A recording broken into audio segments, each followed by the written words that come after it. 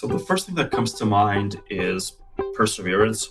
I have a friend recently was studying Russian, and he mentioned that it made him feel dumb. And the thing is, like, we can all relate to this, regardless of subject matter. We've all been there, whether it's in physics class or math. I told him anyone studying a new topic, let alone a language, will often feel stupid, and you'll experience imposter syndrome. It's healthy, it's fine. You're listening to Speaking of Language, a podcast recorded at the Language Resource Center at Cornell University. Each week, we explore a topic related to language pedagogy and language acquisition.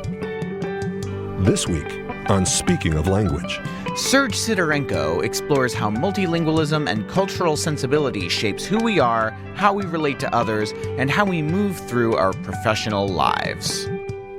Welcome to a new episode of Speaking of Language. I'm Angelika Kramer, the director of the Language Resource Center at Cornell University. And I'm Sam Lupowitz, the LRC's media manager. We are joined by Sergiy Sydorenko today, a Cornell alum and former e-board member of our Translator-Interpreter program.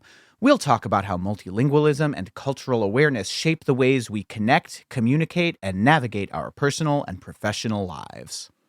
Welcome to Speaking of Language, Sergiy. Thank you, Angelika. Thank you, Sam. It's wonderful to be on with you tonight. It's great to always hear, to reconnect with the Cornell community, whether it's the alumni or whether it's staff like yourselves. I'm excited to get the show on the road. Yeah, well, so are we. So before we start talking about what you're up to now, we like to start the podcast by asking our guests about their background and path with languages. What does your language journey look like? Sure, it's hefty and long to an extent, but to give you some idea, I'm Ukrainian. And my family, including myself, my sibling, my brother, we all immigrated from Kyiv, the Ukrainian capital, when I was 3. We moved to Toronto, Canada, to a suburb there. And growing up, we predominantly spoke Russian, some Ukrainian. The Ukrainian we picked up more as we grew up. But basically, that is to say, I spoke very limited, if any, English at all, including in kindergarten. And I think my parents or someone back in the day told me the one word you were taught ahead of kindergarten was bathroom, in case you, of course, needed to good one. use the Good bathroom. Yeah, pragmatic. Yeah. Very helpful. Pragmatic, exactly. And then for the first and second grade, my brother and I went to a Russian private school of all places. Wow. This is back when tensions weren't as strong. Sure. And so there was English class, of course. It's in Canada. But you're still immersed in a Russian-speaking environment. All the other kids speak Russian around you. So even though you pick up some English, you're still very much in Russian-speaking mode or Ukrainian-speaking mode. In grade 3, though, we moved to a small town about an hour north of Toronto. And funny enough, went to a French immersion school. I still don't understand why. But my parents, they told me, basically they had this brilliant idea of, oh, well, they're now ready to learn French, even though we barely speak any English. So grasping English was hard enough in grade 3 and 4, let alone French. But being immersed in a English-speaking and an Anglophone environment certainly helped pick it up. By grade 4, I was pretty fluent in English.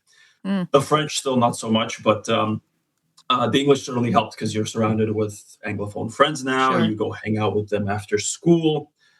And the French, funny enough, I've studied it my whole life, basically since grade 1, and I use it in my work in the public service, in the Canadian public service. I require to have some working level knowledge of French, but I've never really finished learning it. It's I'm still miles from being fluent. That's certainly nothing I'm proud of. one day I'll pick it up.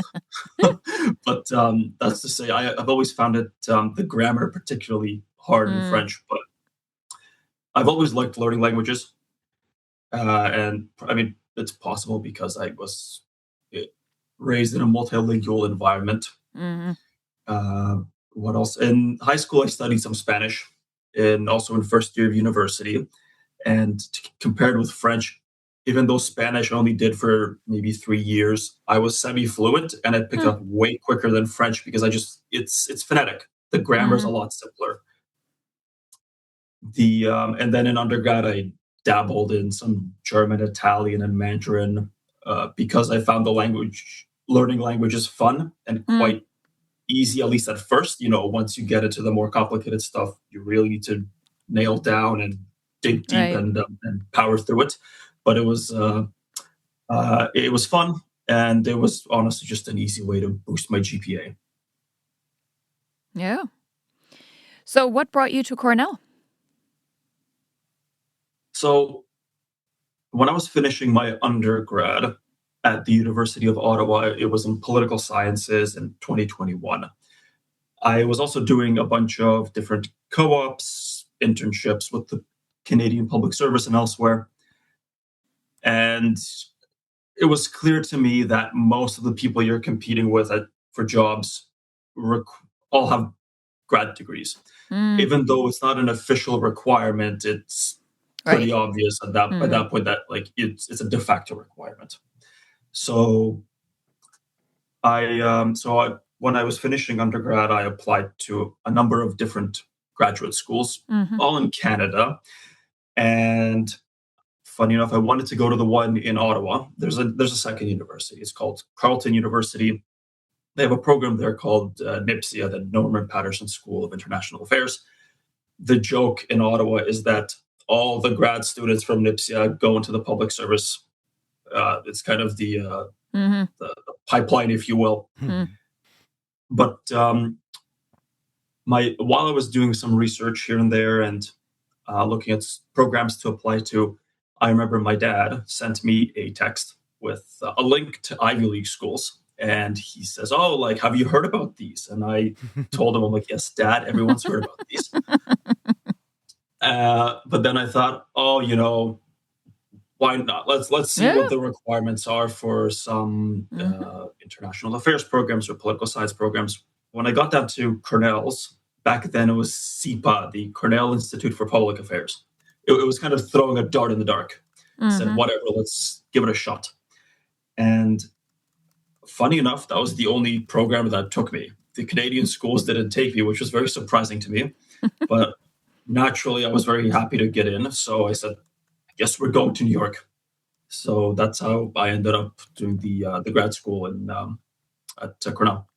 I like it, and to our benefit. So, while you were on campus here, you got involved with the translator interpreter program. How did you find out about it? Why did you decide to join? And what keeps you engaged with tip and language advocacy more broadly post graduation? When I was an undergrad, for example, I focused heavily on doing work, on finding internships and whatnot, because I knew from this get go that sure, they want the degree, but the work experience is just as relevant, if almost not more Mhm. relevant than just the degree. That wasn't an option really when you were an international student. Mm, At Cornell, you're very limited in what you can do. So I had a lot more free time to explore extracurriculars. I did a whole number of them at Cornell, but TIP, the translator interpreter program, I can't exactly recall how I found hmm, it. I think I just searched it through, I can't remember what the website is, but mhm, the Cornell has the list of student organizations, mhm. and I thought, look, it looks neat. It could, I imagine I could use my language skills there. So I applied. Um, I applied. I think, as far as I remember, I was the only grad student that I Mhm. know of that ever applied, and the Mhm. the executive board, the e-board, told me afterwards that it seemed kind of suspicious because I was a grad student and I'm only there for I'm only there for 2 years, so they thought, Yeah. why is this grad student applying to this undergrad organization? Um, so yeah, and to answer the second half of your question in terms of what's kept me engaged, it was one of the organizations, one of my extracurriculars during my time that I really got involved in. I found Hmm. I looked forward to the e-board meetings, to the office hours, because I was the grad student in the room, even though I'm only a few years older than the undergrads. I kind of felt this need to sort of act like a mentor in a sense, Mm. at least in my own position on the agency as the agency co-chair of the board. So Hmm. I would have the other co-chairs there, and I would show them around. At least in the second year, when I got up to speed with what I need to do, you would sit around with the undergrads. They confide in you that they're stressing out about some Right. midterm or Mm. exam or something, and having gone through that already, uh, I could reassure them it's fine. Like, you just study, talk to your peers, compare notes, etc., give them Mm. direction. Um, and I also found the organization was extremely. I fell in love with the idea of the organization and what it was doing, its mission.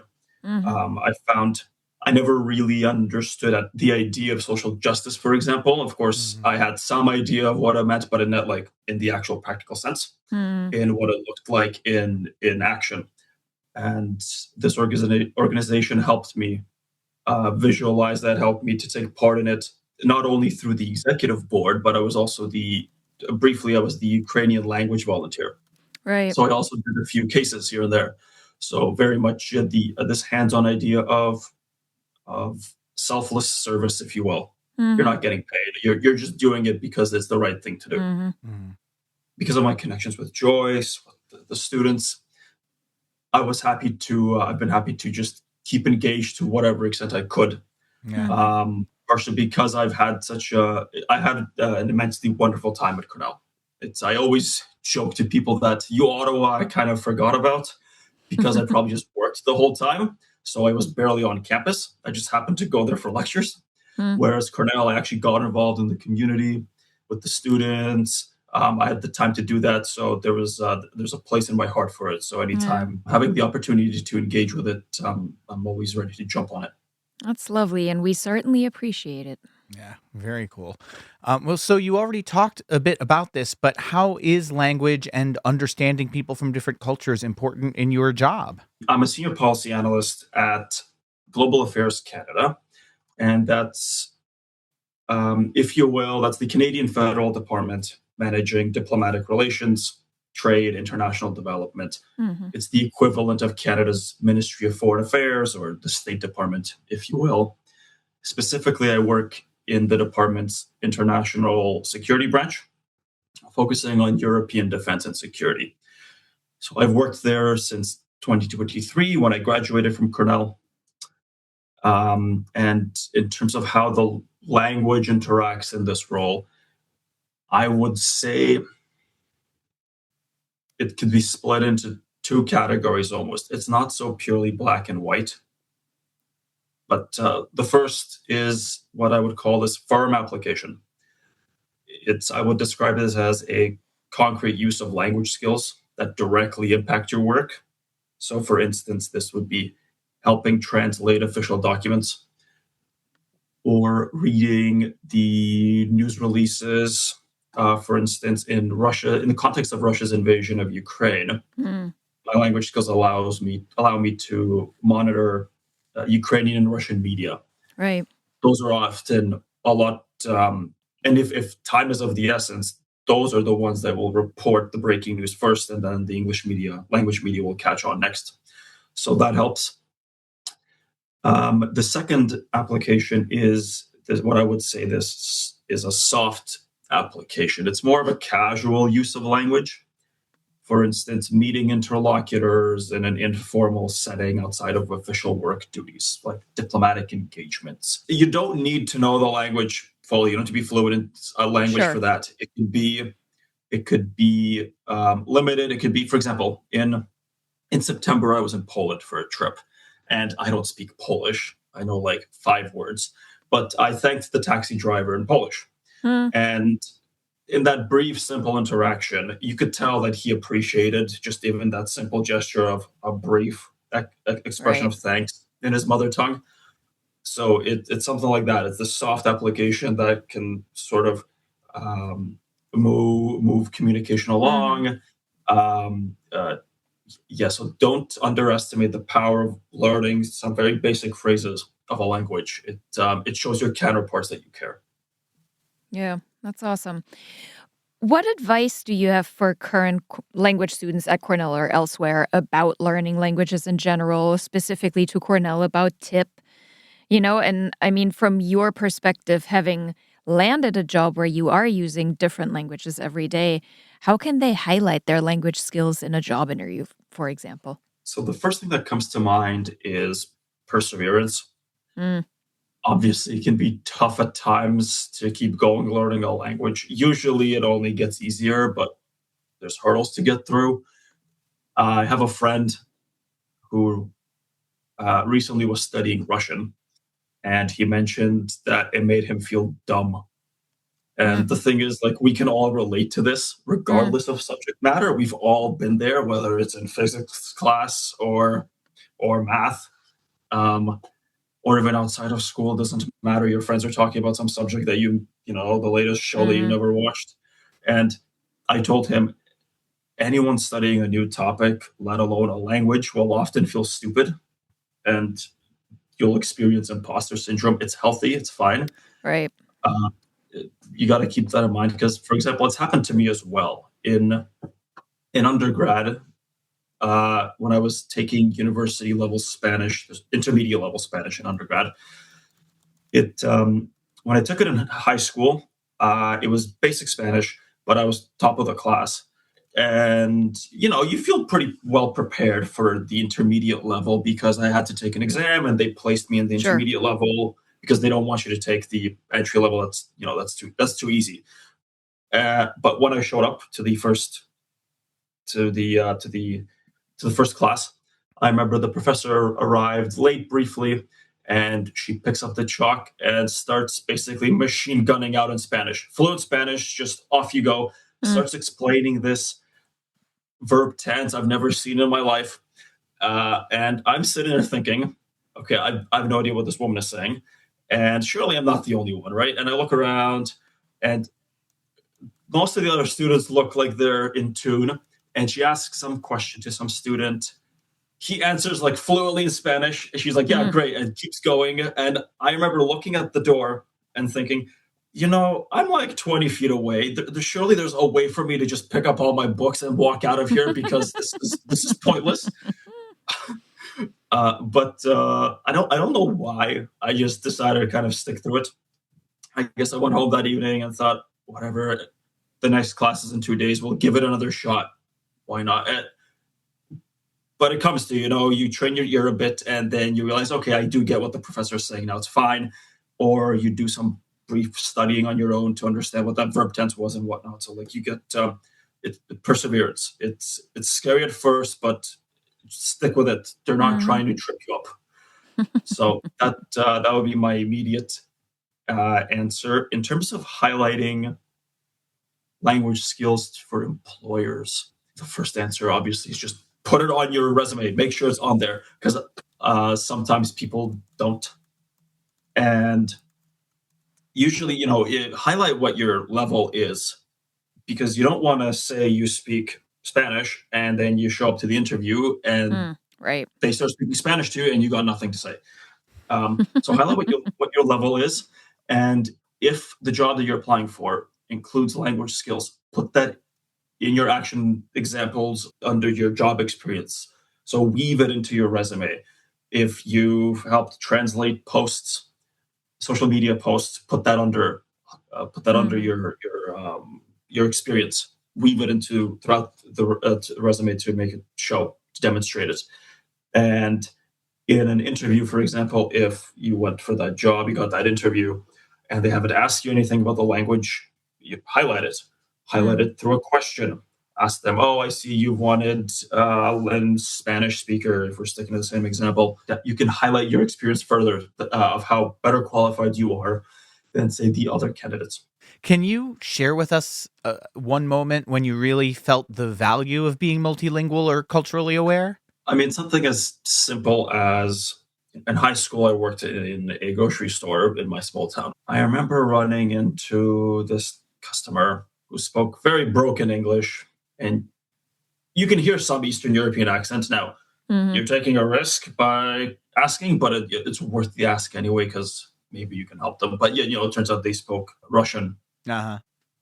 and you could easily you could just feel that like, oh great, I can Mm. we can figure this out. It'll be great. So something as simple as that Hmm. can make you feel better. Hmm. You don't have to be negotiating international treaties here. Yeah. It could be something as simple as saying hello to someone on the bus. Yeah. Yeah. To see the value of it, or like Spanish, for example. Again, it's fairly broken at this point, but I was in the Dominican recently on a just vacation with my friend's family.